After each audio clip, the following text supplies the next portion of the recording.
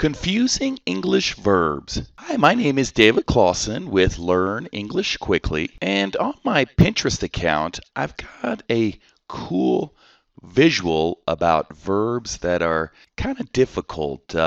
Only native speakers would use them, and it's just something you got to kind of practice and learn with. So we'll do a little practice. So I get this a lot, the difference between make and do with my students. So make is if you create a physical object. So for example, my dad likes to make furniture. So let's look at Google News for some examples. How to make more space. Nicholas Backstrom to make season debut. Party leaders make final campaign. Now, if we compare that with do, I get a lot of students, they'll say, I make my homework, but in a way what we say is I did, which is the past tense of do, I did my homework. So do has to do with jobs or activities. So for example, I need to do housework. So how to do everything. UK's Mulder willing to do whatever.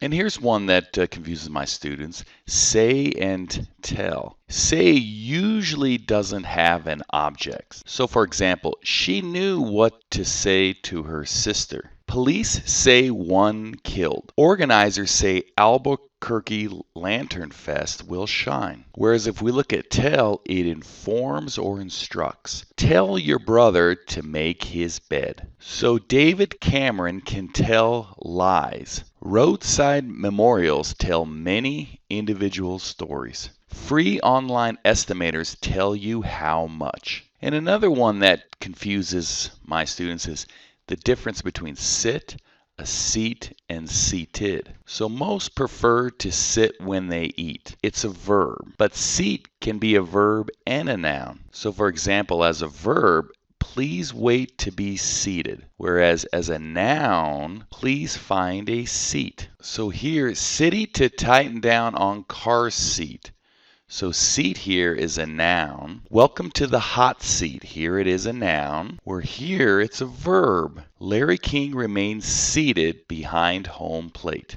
So these are just some confusing verbs that you can practice your English with. I'll put a link to my Learn English vocabulary so you can check it out yourself. And please leave a comment if you want to learn more about this. So thanks so much for your time and have fun learning English. Take care. Bye-bye.